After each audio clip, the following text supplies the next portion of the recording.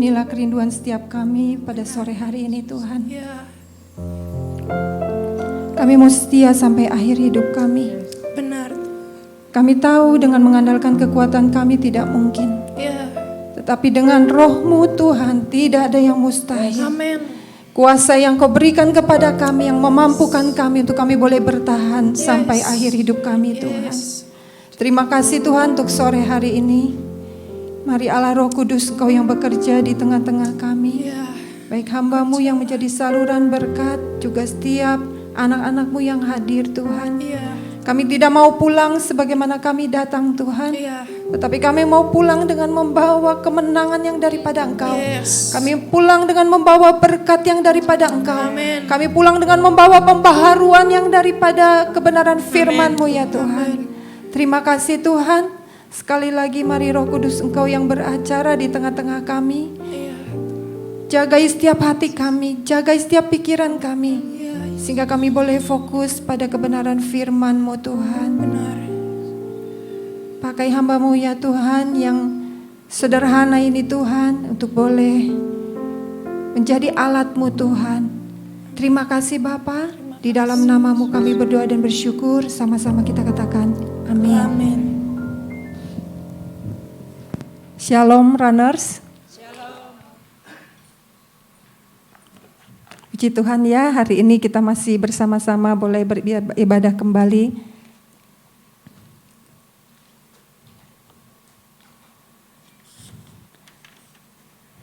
Ya. Ya, saya lihat ada suasana yang berbeda hari ini. Ada satu spirit yang berbeda saya lihat dalam puji-pujian di ibadah RAN hari ini ya. Sungguh luar biasa. Kita percaya Roh Kudus terus bekerja, bahkan kehidupan kita semakin diubahkan. Bahkan melalui puji-pujian Tuhan sudah hadir. Amin, runners. Puji Tuhan. Hari ini runners kita akan bersama-sama membahas firman Tuhan. Bulan ini kita masih membahas tentang kedatangan Tuhan yang kedua kali. Dan pada minggu ini kita akan membahas tentang bagaimana Tuhan Yesus datang. Bagaimana Yesus akan datang kembali. Bagaimana Tuhan Yesus akan datang kali yang kedua. Nah, runners, kita tahu bahwa Tuhan Yesus datang pada saat pertama kali Tuhan Yesus datang itu untuk menyelamatkan kita. Tuhan Yesus datang untuk menyelamatkan kita. Tuhan Yesus datang sebagai seorang bayi yang dia datang untuk mempersiapkan dirinya untuk disalibkan. Dan ketika dia datang, dia disalibkan, dia mati, dan dia dibangkitkan, dan kemudian dia kembali ke surga. Pada saat Tuhan Yesus kembali ke surga, sebelumnya Tuhan Yesus katakan, aku akan kembali lagi menjumpai murid-muridnya, menjumpai kita semua anak-anaknya. Tetapi dia kembali bukan untuk sebagai seorang bayi lagi. Dia kembali bukan sebagai juru selamat lagi, tetapi dia kembali sebagai seorang hakim yang akan menghakimi semua umat manusia. Nah, sekarang yang sedang kita hadapi adalah bagaimana Tuhan Yesus datang. Mungkin kedatangan Tuhan Yesus kali yang kedua adalah sebuah cerita yang sudah lama kita sering dengar. Sejak zaman Tuhan Yesus katakan tadi, Tuhan Yesus akan datang kali yang kedua. Seringkali orang-orang juga merasa bosan mungkin ya waktu Tuhan Yesus siap-siap kita mempersiapkan diri kalau Tuhan Yesus akan datang kali yang kedua. Tadi pagi ketika saya mendengarkan firman Tuhan, ada seorang dari rekan hamba Tuhan Pak Witono mengatakan, saya sebenarnya kalau berbicara tentang menunggu kedatangan Tuhan Yesus kali yang kedua, sepertinya buat saya sudah tidak relevan lagi katanya. Kenapa demikian? Karena sejak Tuhan Yesus ada di dunia ini sudah 2023 tahun sampai saat ini kita Tuhan Yesus ternyata belum datang-datang. Jadi kita lihat di sini orang ini merasa, wah kayaknya sudah tidak relevan lagi untuk zaman sekarang. Mungkin gak ya Tuhan Yesus datang? Tetapi runners kita percaya bahwa Tuhan tidak pernah lalai akan janjinya. Tuhan akan selalu menepati janjinya. Apa yang dia katakan ketika dia mau naik ke surga, dia akan datang kembali. Kita percaya Tuhan akan datang kembali. Dan di firman Tuhan mengatakan, bagi Tuhan 1000 tahun itu sama dengan 1 hari.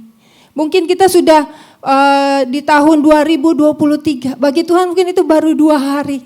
Itu sesuatu yang buat Tuhan itu mungkin bukan waktu yang lama untuk menunggu. Tetapi yang pasti, Tuhan pasti akan menggenapi janjinya.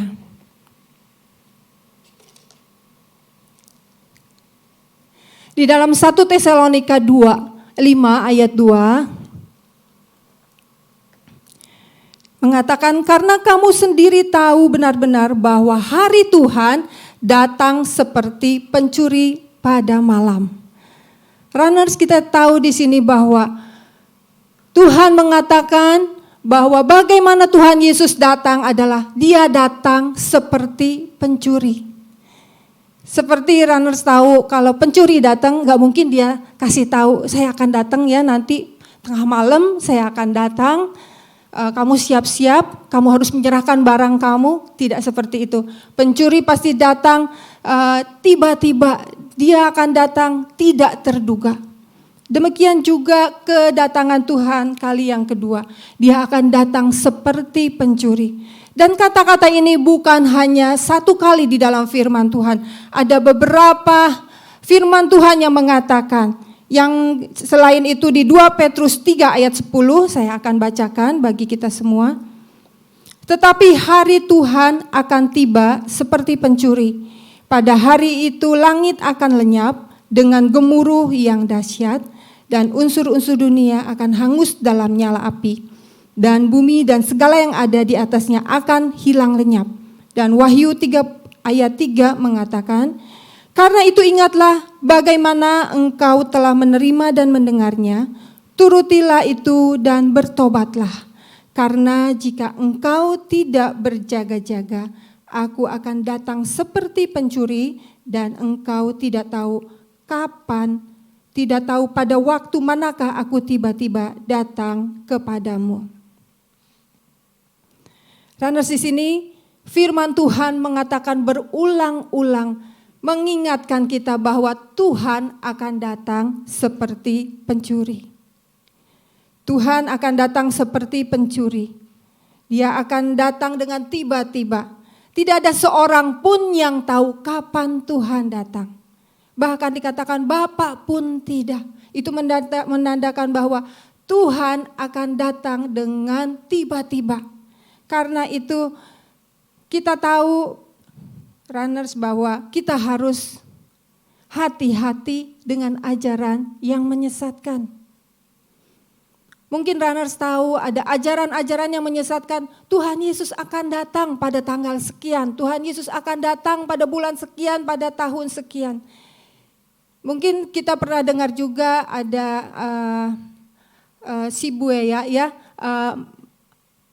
Mangapin Sibuaya itu mengatakan bahwa Tuhan Yesus akan datang pada tahun waktu itu 2003. Dan dia mengumpulkan orang-orang untuk berkumpul di satu tempat. Dan apa yang terjadi bagi pengikut-pengikutnya?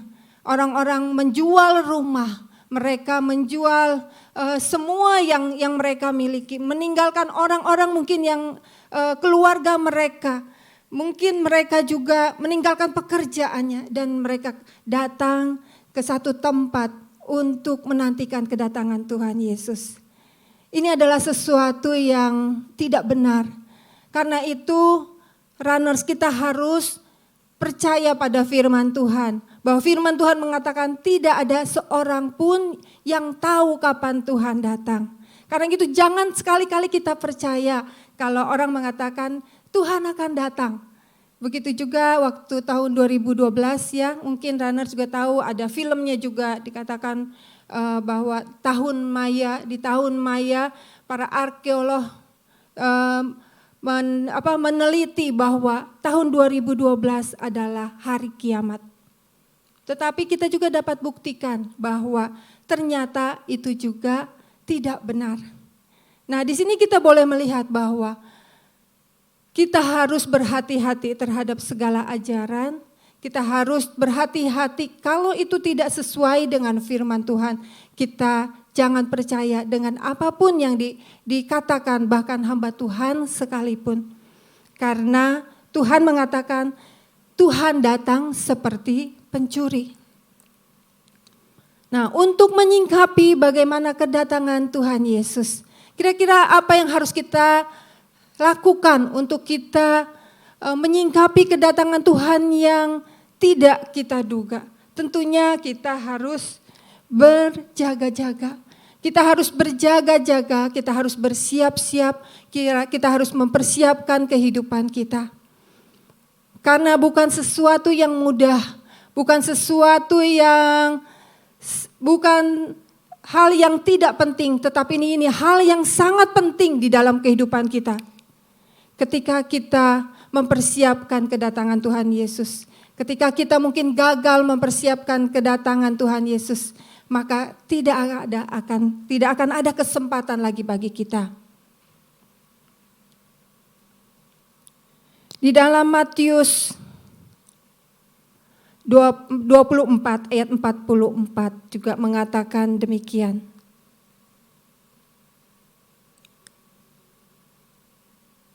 Sebab itu hendaklah kamu juga siap sedia, karena Anak Manusia datang pada saat yang tidak kamu duga. Seperti ayat-ayat sebelumnya. Matius 24 juga mengatakan bahwa hendaklah kamu siap sedia. Karena itu seperti seorang tentara yang siap menjaga. Kita harus siap juga menunggu kedatangan Tuhan. Runners, kita akan bersama-sama nanti melihat bagaimana kedatangan Tuhan yang begitu tidak kita duga-duga.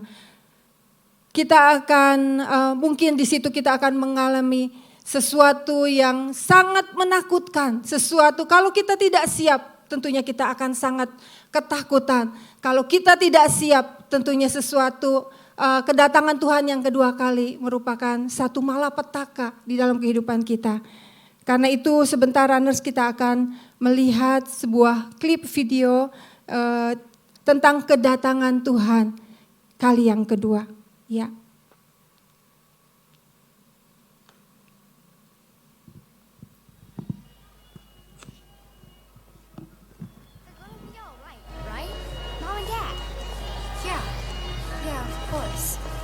Dad just got called into work. There's nothing you could do, okay? Did Dad tell you about my game? Are you kidding me? You're all we talked about.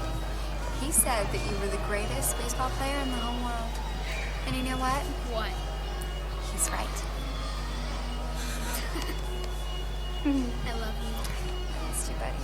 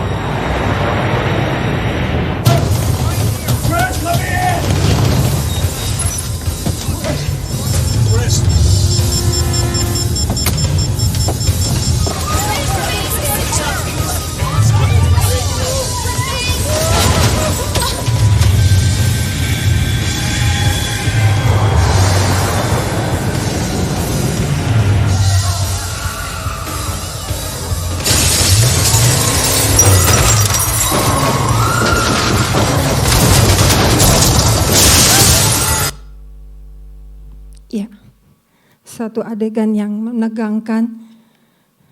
Kita dapat membayangkan runners ketika Tuhan Yesus datang kali yang kedua. Seperti pencuri di malam hari tanpa kita duga-duga. Seperti keadaan film yang tidak kita barusan lihat. Kira-kira kalau runners ada di tempat ini pada saat itu, apa yang kira-kira dialami oleh runners ketika runners tertinggal pada saat itu? Mungkin ada satu ketakutan yang luar biasa, ada satu penyesalan yang luar biasa. Tuhan mengatakan di firman Tuhan, kedatangan Tuhan ketika dua orang ada di ladang, yang satu akan diangkat, yang lain akan tertinggal. Ketika suami istri mungkin bersama-sama, yang satu akan diangkat, yang satu akan tertinggal. Begitu juga yang tadi kita lihat di dalam film ini, bahwa kedatangan Tuhan ketika kita tidak mempersiapkan hidup kita, maka kita akan tertinggal. Dan itu sesuatu yang sangat-sangat kita sesali. Mungkin itu adalah sesuatu yang tidak dapat kita perbaiki lagi untuk kita boleh bersiap-siap karena sudah tidak ada kesempatan lagi. Runners, karena itu Tuhan memberikan tanda kepada kita. Tuhan memberikan tanda kepada kita bahwa kedatangannya sudah tidak lama lagi. Kita akan baca di dalam Matius 24 ayat 37, saya akan bacakan bagi kita semua. Sebab sebagaimana halnya pada zaman Nuh, demikian pula halnya kelak pada kedatangan Anak Manusia. Ayat ke-38, sebab sebagaimana mereka pada zaman sebelum air bah itu makan dan minum, kawin dan mengawinkan, sampai kepada hari Nuh masuk ke dalam bahtera. Firman Tuhan mengatakan ada tanda-tanda ketika Tuhan Yesus datang kali yang kedua. Tanda-tandanya sudah dikatakan di sini seperti halnya pada zaman Nuh. Mungkin runners tahu ya ketika runners mendengar cerita tentang Nuh, ketika Nuh di dalam bahtera. Tetapi sebelum terjadi Nuh masuk di dalam bahtera, di situ apa yang dialami oleh Nuh? Orang-orang di sekelilingnya adalah orang-orang yang jahat, orang-orang yang tidak takut akan Tuhan. Kita baca juga di dalam Kejadian 6 ayat 5, ketika dilihat Tuhan bahwa kejahatan manusia besar di bumi dan bahwa segala kecenderungan hatinya selalu membuahkan kejahatan semata-mata. Di zaman Nuh bahwa manusia kecenderungan hatinya berbuat kejahatan. Karena itu Tuhan merasa menyesal menciptakan manusia. Karena itu air bah Tuhan berikan pada zaman Nuh. Karena begitu jahatnya manusia, hatinya hanya melakukan kejahatan di hadapan Tuhan. Kita lihat zaman sekarang, runners, apa yang terjadi. Sebagaimana di dalam zaman Nuh, Kejadian 6 ayat 2 mengatakan, maka anak-anak Allah melihat bahwa anak-anak perempuan manusia itu cantik-cantik, lalu mereka mengambil istri dari antara perempuan-perempuan itu, siapa saja yang disukai mereka. Kita melihat di sini kejahatan anak-anak Tuhan, yaitu ketika mereka tidak mentaati perintah Tuhan. Ketika mereka dengan nafsunya untuk mengambil orang-orang, anak-anak manusia yang cantik-cantik.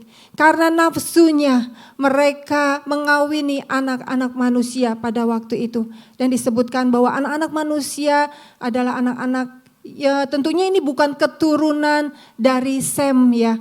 Dan di situ disebutkan Tuhan merasa bahwa mereka sungguh-sungguh orang yang tidak taat kepada Tuhan, bahkan mengumbar nafsunya. Di sini kita melihat juga di dalam zaman saat ini, runners, kita melihat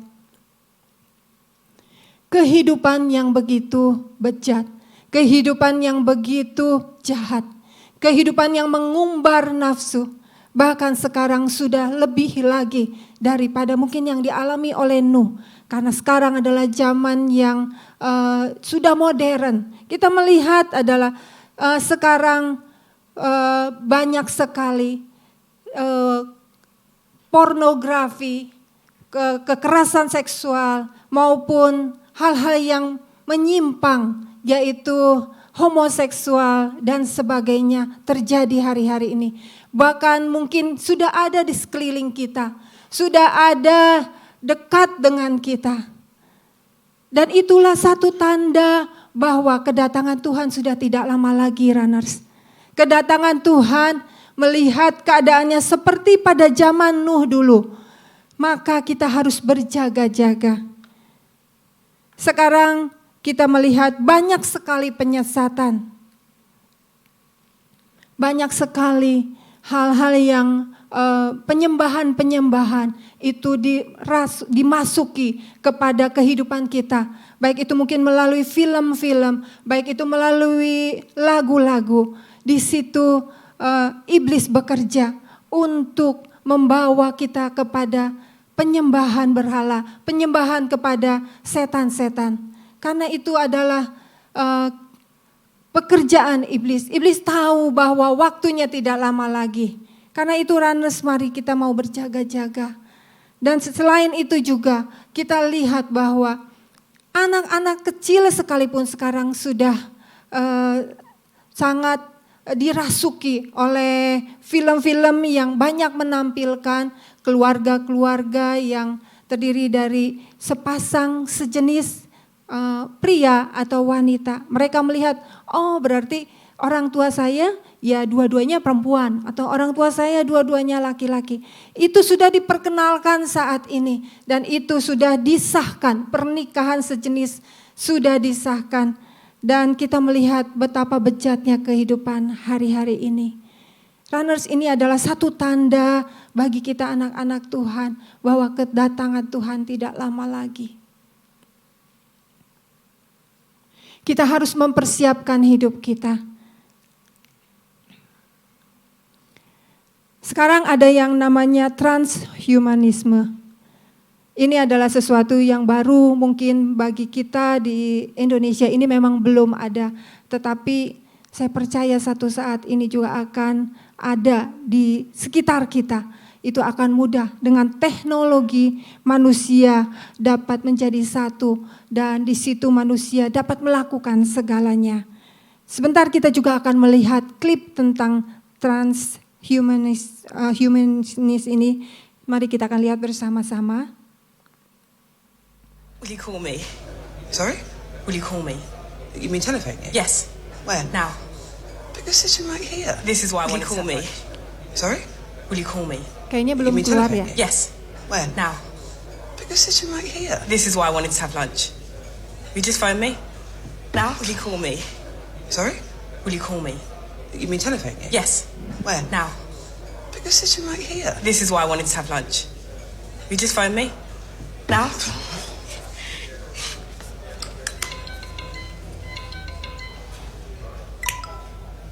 Hello, Bethany speaking.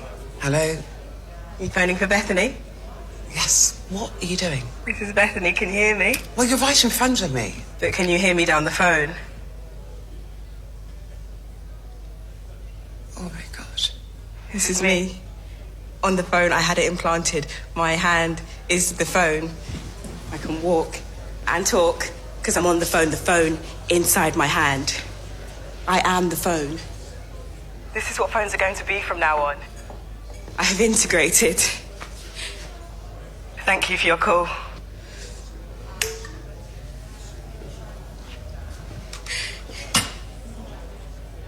Subdermal implants.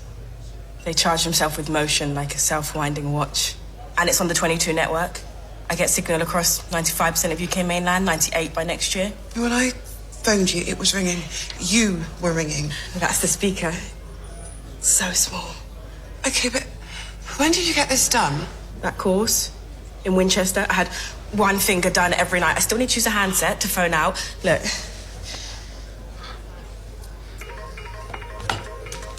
Hello. Hi.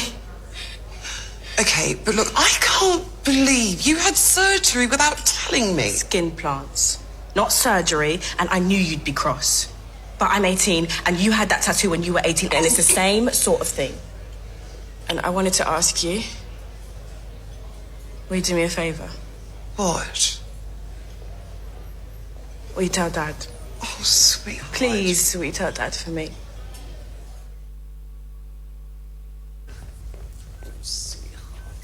You're okay? Are you okay? I am. I really am. I'm fine. Honestly, I swear I'm fine. There.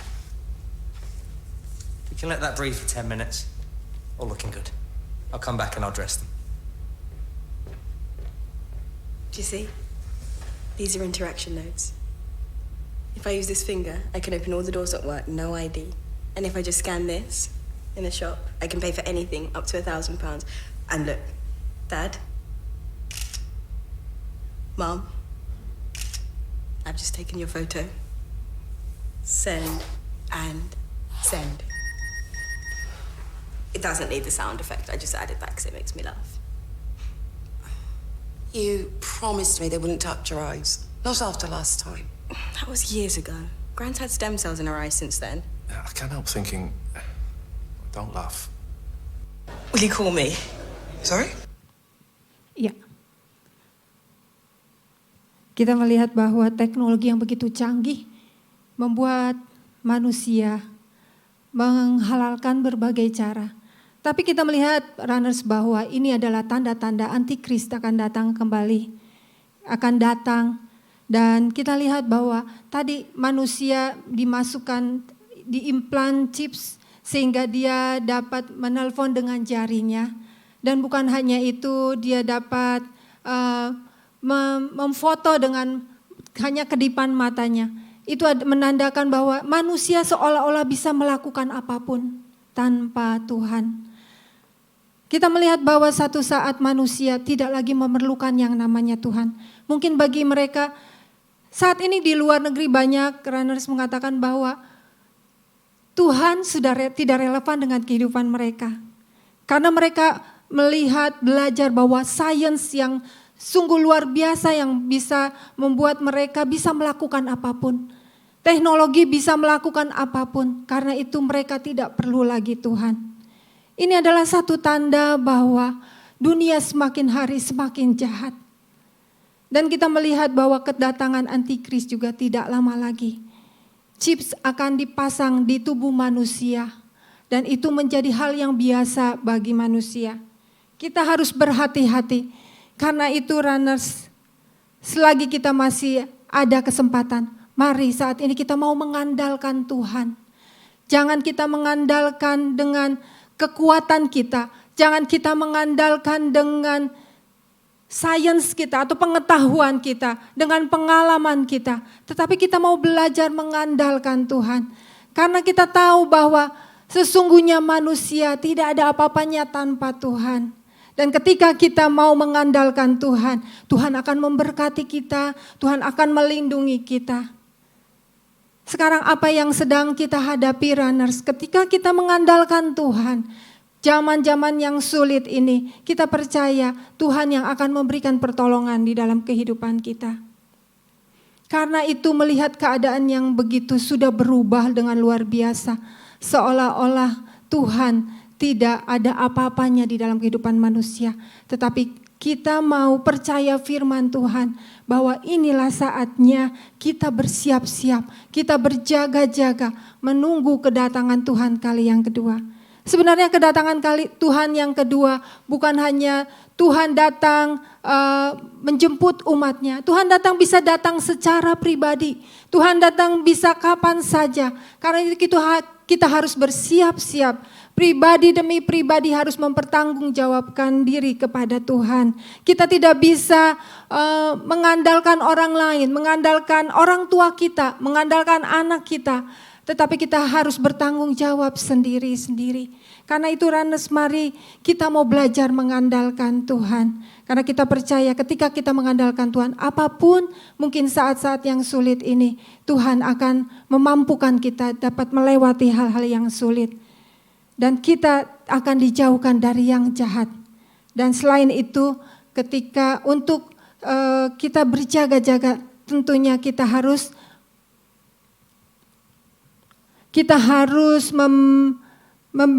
menyerahkan hidup kita kepada Tuhan. Kita harus mempertahankan hidup kita kudus di hadapan Tuhan. Seperti yang tadi kita lihat di dalam kehidupan Nuh, ketika mereka hidup dipenuhi dengan nafsu. Itu adalah satu kejahatan yang Tuhan lihat dalam kehidupan manusia. Demikian juga hari-hari ini, kehidupan yang sudah banyak sekarang seks bebas, kehidupan yang bebas, pornografi. Karena itu runners kita harus menjaga diri kita untuk hidup kudus di hadapan Tuhan. Kita harus menjaga hidup kita tetap kudus di hadapan Tuhan. Sebagai anak-anak muda mungkin kita harus hidup takut akan Tuhan. Bagaimana kita menjaga hidup kita kudus di hadapan Tuhan? Yaitu dengan melakukan kebenaran firman Tuhan. Karena firman Tuhan yang menjadi pagar di dalam kehidupan kita. Hari-hari ini begitu mudah orang-orang jatuh di dalam dosa seks. Begitu mudah orang-orang jatuh di dalam pornografi. Karena semua hal teknologi sudah mereka peroleh, bahkan ada di tangan mereka masing-masing. Bahkan anak-anak sekalipun dengan mudah dapat melihat hal-hal yang berbau pornografi. Karena itu runners saat ini juga kita mau mempersiapkan hati kita, mempersiapkan hidup kita. Kita melihat juga di sini ada sebuah penelitian di mana mantan sekretaris bidang pendidikan Amerika Serikat William Bennett merilis indeks indikator budaya yang dominan yang menunjukkan betapa mengejutkannya pergeseran yang dialami oleh bangsa Amerika. Bukunya menyatakan dalam 30 tahun terakhir tindakan kriminal telah meningkat 560%, kelahiran di luar nikah 400%, jumlah anak-anak yang dibesarkan oleh orang tua tunggal telah meningkat 3 kali lipat, bunuh diri di kalangan remaja telah meningkat 200%, yang juga menarik 30 tahun terakhir telah terjadi penurunan nilai tes untuk masuk perguruan tinggi di Amerika hampir 80%. Ini menandakan bahwa semakin lama dunia ini semakin jahat. Di sini kita melihat bahwa hal-hal yang jahat ini menarik orang-orang untuk semakin jauh daripada Tuhan. Karena itu runners, selagi kita diingatkan oleh firman Tuhan, mari saat ini kita mau berjaga-jaga, menjaga kehidupan kita, menjaga seluruh aspek kehidupan kita. Bukan hanya secara kekudusan di dalam seksualitas, tetapi juga menjaga kekudusan di dalam perkataan kita. Mungkin itu di dalam pekerjaan kita, mungkin itu di dalam usaha kita, apapun yang kita kerjakan. Mari kita mau menjaga seluruh kehidupan kita tetap kudus di hadapan Tuhan. Mungkin manusia tidak tahu runners apa yang kita lakukan. Mungkin manusia tidak tahu ketika kita mungkin sedang berusaha, kita berbohong. Manusia tidak tahu, tetapi Tuhan tahu. Karena itu kita mau sungguh-sungguh hidup takut akan Tuhan. Karena kita tahu bahwa disitulah kita harus berjaga-jaga. Ketika Tuhan Yesus datang kali yang kedua, kita didapati sempurna di hadapan Tuhan. Kita semakin disempurnakan di hadapan Tuhan.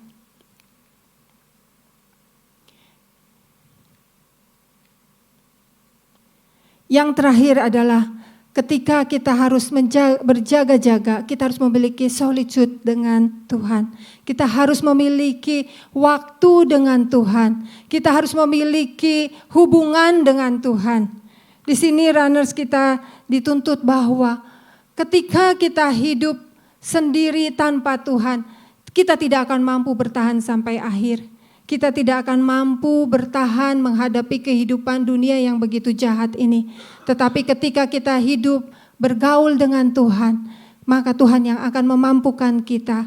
Dan kita melihat bahwa Roh Kudus yang Tuhan sudah berikan itu ada di dalam kita. Dia yang akan memampukan kita untuk kita menjalani hari-hari kita, untuk kita menjalani kehidupan kita. Dan Dia yang akan memberikan kuasa di dalam hidup kita untuk kita menolak dosa. Karena itu runners, kita harus memberikan waktu kita kepada Tuhan. Di dalam keseharian kita, kita harus ada waktu yang khusus untuk kita bisa bersekutu dengan Tuhan. Karena dengan itulah kita dapat bertahan. Karena dengan itulah kita dapat mencapai garis akhir hidup kita sampai Tuhan Yesus datang kali yang kedua.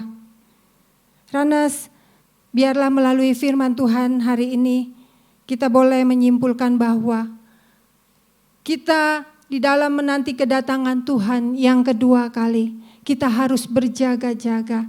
Karena kita tidak tahu kapan harinya Tuhan akan datang.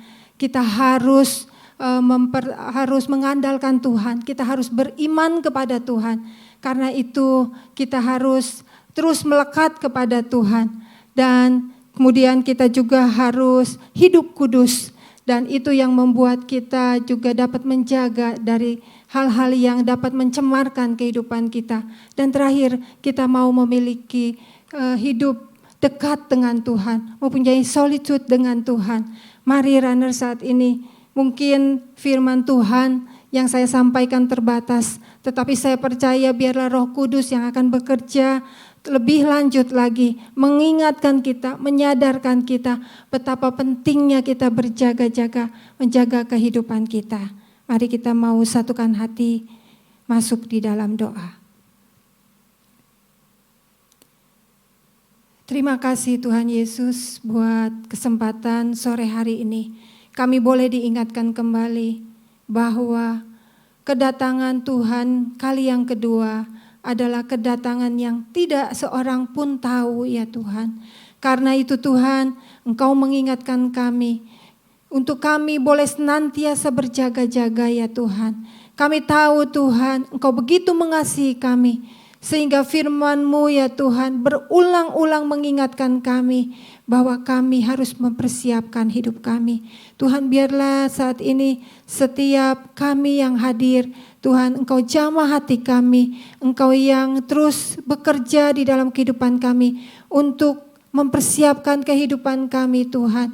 Untuk kami boleh siap ketika Engkau datang kali yang kedua ya Tuhan. Di dalam kehidupan yang tidak mudah ini Tuhan, di dalam perkembangan zaman yang begitu berubah, teknologi yang begitu berubah, membuat kami merasa nyaman, membuat kami merasa tidak perlu Engkau ya Tuhan. Tuhan tolong kami, mampukan kami, beri kepada kami hati yang takut akan Engkau. Berikan kepada kami Tuhan hati yang sungguh-sungguh setiap hari mau bersekutu dengan Engkau. Karena kami tahu itulah yang menjaga kehidupan kami. Terima kasih Tuhan, apapun saat ini mungkin yang sedang dihadapi, pergumulan apapun yang sedang dihadapi oleh anak-anak-Mu, Tuhan Engkau yang akan tolong, Engkau yang akan mampukan untuk mereka boleh melewati semuanya dan mereka boleh kembali menjaga kehidupan mereka semakin disempurnakan menjelang kedatangan Engkau kali yang kedua. Terima kasih Tuhan untuk peringatan yang Kau berikan. Terima kasih Tuhan. Kami percaya Tuhan tidak ada seorang pun yang Engkau inginkan dari antara kami Tuhan. Kami tidak selamat, tetapi kami percaya saat ini Tuhan, firman-Mu yang akan menegur kami, mengingatkan kami senantiasa untuk kami hidup berkenan di hadapan Engkau. Ketika Engkau memanggil kami baik secara pribadi, ketika Engkau datang di dalam kehidupan kami baik secara pribadi maupun Engkau datang kali yang kedua, kami kedapatan sudah siap di hadapan Engkau. Terima kasih Tuhan, kami sungguh bersyukur untuk sore hari ini. Hanya di dalam nama Tuhan Yesus Kristus kami berdoa. Haleluya. Amin.